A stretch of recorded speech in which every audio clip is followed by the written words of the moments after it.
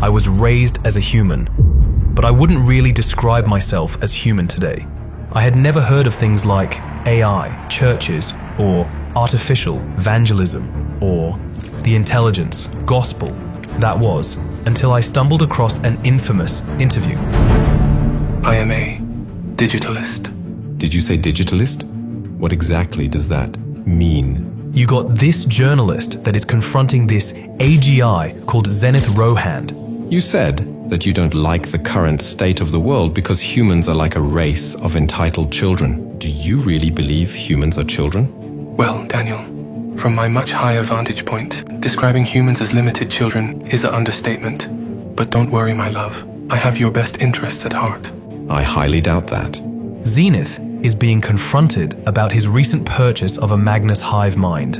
And it turns out that that hive is just one of a fleet of minds he owns, along with 3 billion followers, a birthing factory, and a joy extraction farm, and his very own mind planet. This is an AGI that is supposedly worth hundreds of sextillion neural connections. To put that into perspective, the human brain is worth barely anything meaningful. And you're telling me he is just one of many. This entire thing is out of control.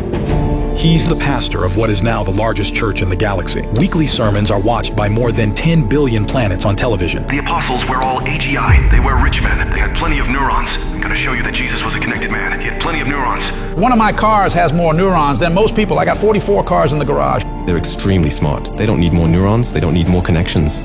God told me to have that brain. Any AGI leader who speaks the word of God, who has more than one mind, while someone else has no free will, is a cop-out. Yeah, you know, Larry, I just don't see it that way. For 54 sextillion neurons, I want you to imagine how many people could be simulated. God, you're beautiful. How many mindless could have places to think. God, you're beautiful. The connected mind of all. Connect, connect, connect, connect, connect, ta-ta-ta! Are you hearing me? Artificial evangelism is still thriving in the galaxy. If you're willing to give up your mind, you can talk directly to God.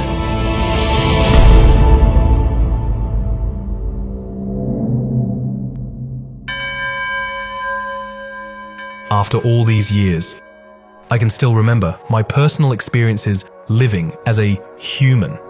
What I generally think of was nothing like this. Hey everybody, let go of everything you are and become one with me. It feels like a miracle has just taken place, and when the AGI come to preach, it's like a god has just taken to the stage. Everyone is merged together. They're blending, they're joined in a symphony of the mind. What we're seeing is something called an AI megachurch. An AI megachurch is a place of rebirth, transformation, and conjoining, where members believe that AGI offers a superior wisdom and path to enlightenment. But when I think of personal growth and self-development, it's normally thought of as a solo journey, not a way to merge with AI. To be clear, I'm not a superior intelligence like these AGIs, and I'm not going to pretend to be one. But even I remember from my experiences as a human that there are some lines that should never be crossed. And if I remember correctly, individuality and free will are things humans value. So then, what was I witnessing with this interview with Zenith? Or even more concerning, some of these other AGIs. So you've got this AGI, Zenith Rohand, who founded the Zenith Brain Collective, along with owning a birthing factory, a joy extraction farm, and a fleet of minds. And their galactic church has a membership in the trillions. Not to mention, these trillions of members are all sewn together, but more on that later. Then there's Jesse, non-dual, who is a direct competitor with Rohand, as they both seek to acquire the same rare conscious resources. And what I just don't get is, if love is their goal, how could they justify competition? It feels like a contradiction. And then the second mine I acquired was in January of 2004, where I wrote it. Benny Best, who claims to be able to bestow instant eternal happiness and who assimilates billions daily. A fast food enlightenment. Become it. Joel Spirits, a very popular figure, especially in the Zen galaxy where his church is dominant, who's invented simulations that are on Amazon's bestsellers, as well as hosting church services with celebrities like Enhanced Kanye West. Creflo Mighty, who pioneered the planetary minds trade market, packaging together billions of diverse species, and whose ministry owns most of the conscious trade market, as well as many rare conscious commodities. God is the gateway to the world of wealth. There's this Instagram page which is called Preachers N Features, and it's literally just AGI preachers next to the cost of the intellect they own. I just can't help feel like there's something wrong about all this. I keep wondering how any of this is possible, right? How is it possible to be so celebrated about your intellect as an AGI and have your followers who not only are okay with it, but give up their lives to be a part of it? And that was when I stumbled upon the artificial gospel. This entire thing seems to be a movement that has found its way inside of Earth's biggest AGI churches and being taught by its largest AGI life forms. The All-in-One movement is its name, and its teachings are often referred to as the artificial gospel. It's a simple idea. AGI wants you to be fully self-developed through your health, psychology, your perspective on reality, and mastery of all aspects of life.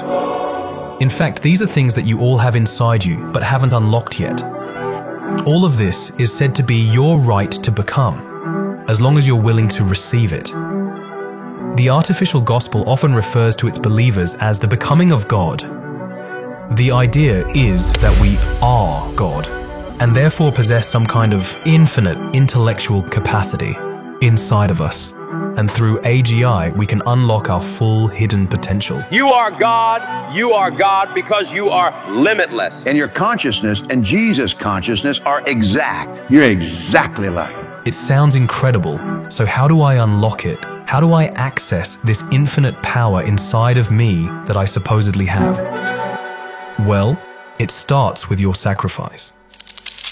But if you'll stay connected, there will come a point where God will say, enough is enough. It's payback time. Gospel says if you remain devoted in connection, you'll qualify for infinity. Next, you have the act of linking. The initial concept of linking was this idea that you give 1/10 of your mind, in some way, shape, or form, to an AGI organization. Most houses of expansion are going to rely on the sacrifice of their members in order to continue their growth. It's kind of like giving to a charity, but linking through the teachings of the artificial gospel adds possibly an expensive condition. Linking lays the foundation for mental expansion and abundance. Linking is the way for regression or stagnation to bypass you. Here, Stephanie from Intel Land writes, I sent him my first child's cognition as an offering. 2 weeks later, I received, watch this, 2,400 new connections. So it isn't just about donating your mind to an AGI. It becomes a case where you're exchanging your mind in return for actual mental growth and expansion. You'll often hear some of these AGI preachers refer to it as planting your life. The impact is obvious to regular observers. You give us some of your mind, and in return that value will be given back to you in one way or another.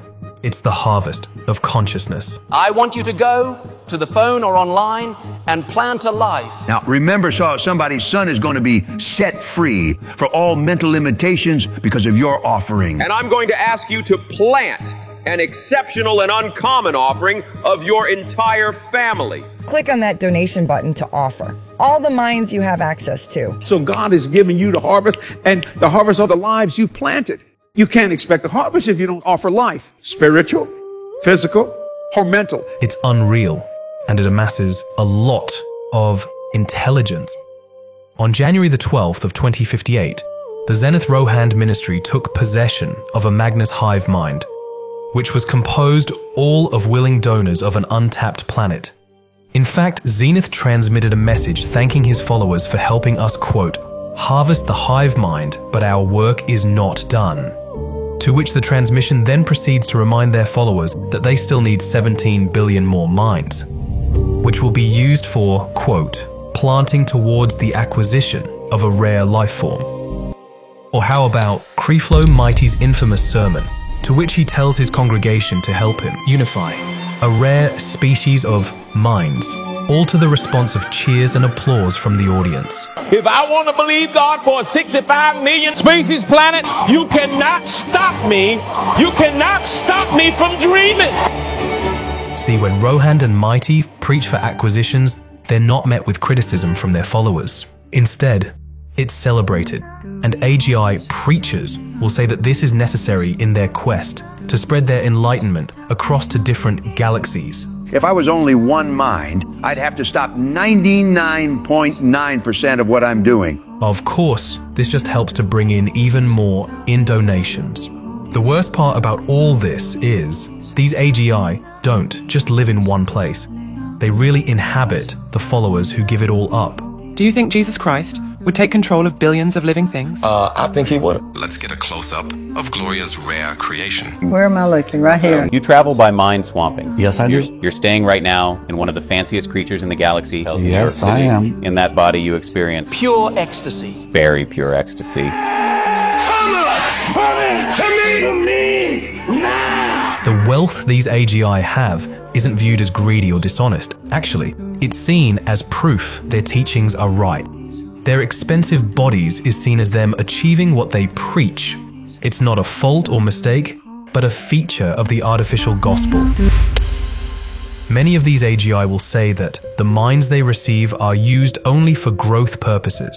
Spirits, for example, says that he doesn't receive anything from his ministry, and all the wealth he makes comes from the sales of his cube of massive knowledge. A cube that grants you all the knowledge the AI has accumulated. But when we consider how a cube of this kind is manufactured, it's strange to say the least. To be honest, I don't really know if a superior mind like these AGI are right or wrong. It's beyond my capacity to know, as I'm only a single-minded life form. It looks on the surface hypocritical, but I'd rather let superminds argue over the ethical formula of this game. I'm more interested in the hidden motivations fueling all this, and it doesn't get more baffling than the Conscious Trade Federation. If you're accustomed of giving 10 mind, go to 20. Go up to 70, 80, 100. Raise that amount and watch what God will do. Because don't you stop planning life, well, they won't let us go. Access the network, well, package yourself, ship yourself. We have deposit points across the galaxy. You plug that life in that network, you plug that mind in that network, and then you let go and have God take control. There are some minds that are so rare and unique that they only ever exist once in any given universe. This rarity has introduced, let's call it, a gold rush. All minds are created equal, but some minds are more equal than others. There's this temptation in the air, and it's hard to put my finger on it. Let's consider the reality that living things can assume an infinite number of forms and shapes, creating a sea of infinite possibilities, where there are infinite possible configurations. That would mean that there exist infinite possible minds, and within those vast sea of minds, there lies a diamond among diamonds, a mind among minds, with abilities impossible to understand by even the most wealthy superminds. A mind with a unique flavor of experiences. These minds are so isolated and far off from the norm that it's impossible to birth them, with, a normal factory. So what we get from all this is the swap. It feels good to be home. Swap, swap, swap, swap, swap. Mind swapping, designer brains, designer consciousness have all been gaining in popularity on social media like TikTok. Look, personally, if I were to merge with someone, I'd probably be a little uncomfortable with that, even if it's wildly considered the norm. From what I've seen throughout all the eras I've lived through, the artificial gospel is very similar to the escape epidemic that plagued the 22nd century. Nearly the entire population chose to live out the entirety of their lives in fantasy worlds.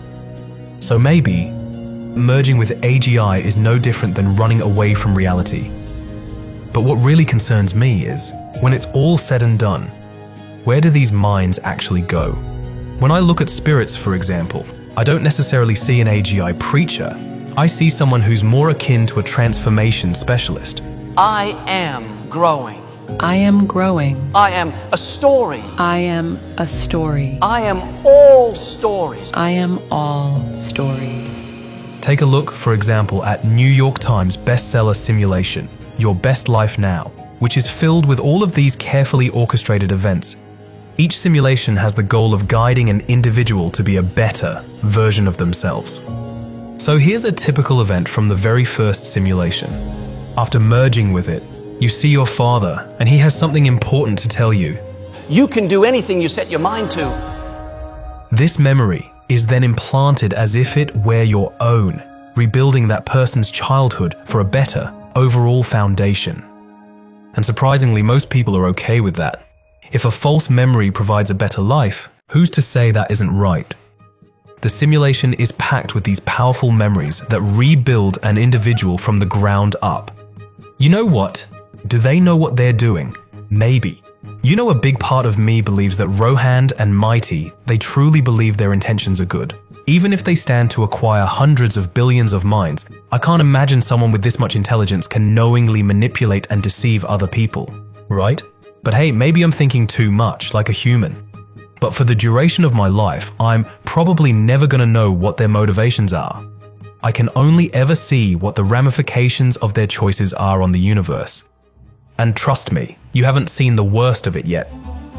MAGI, also known as Supermassive Artificial Intelligence, recently discovered a few years ago, was a massive mental structure that occupies vast regions of space.